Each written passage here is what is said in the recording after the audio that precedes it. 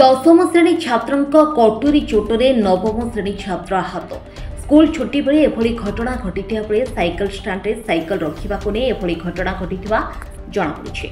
सूचना अनुसार अनुगुल सरकारी उच्च विद्यालय राधा रमणपड़ा अंचल जड़े नवम श्रेणी छात्र और हाथीशालपड़ा अंचल दशम श्रेणी में पढ़ुवा जड़े छात्रों मध्य किछि दिन पूर्व साइकेल स्टाण्डे साइकेल रखा नहीं झगड़ा होता। तेज सोमवार अपराह्न स्कूल छुट्टी होगा पर स्कूल फाटक आगे नवम श्रेणी छात्र जनक घर को जाऊा बेले हठात एक मांसकटा कटुरी दशम श्रेणी छात्र जनक आक्रमण करते।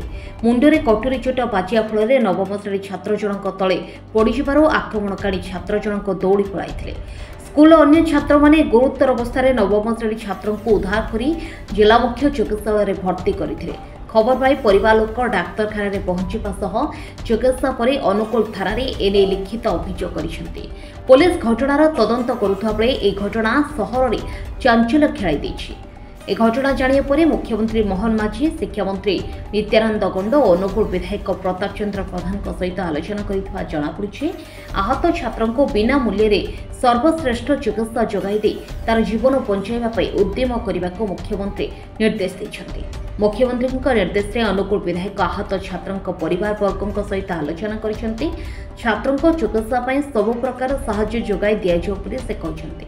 से सुबोधी नायक किए आम हाथशालपड़ारू मो से चिन्हनी किंतु से कौन पूर्व शत्रुता थे कौन कहीपर स्कूल पूर्व शत्रुता कौन मुझे सांग भर कौन जानी के विषय कन्फर्म कहीपर सर। एनिक अभियोग कले थाना हाँ सर कौन चाहूँगी कौन सर जहाँ तार प्रतिकार करने कथा ना आम पुओ तो स्कूल तो जाइला आम पाक फोन आसला मोबाइल फोन आसला मुझे कहली आप मुंड फाट जाइए मेडिकल के आसतु मुझे कहली कौटे कौन है ना आप शीघ्र आसतु जानवे आ पिला ड्रेसिंग रूम पड़ा तुम आस शीघ्र मुझे सागे सागे पहुँचली मत कहले तुम ब्लड बोर ब्लीडिंग हुई तुम बाहर ठिया हो डॉक्टर देखिले डॉक्टर ट्रिटमेंट कला मेडिसिन रूम पठेदेले कहले तुम थाना फेर देना घर को थाना अभियोग कला मो पिला मारपिट कर मारात्मक अस्त्र हाणी हुणा फेर दे जो पिला हाणी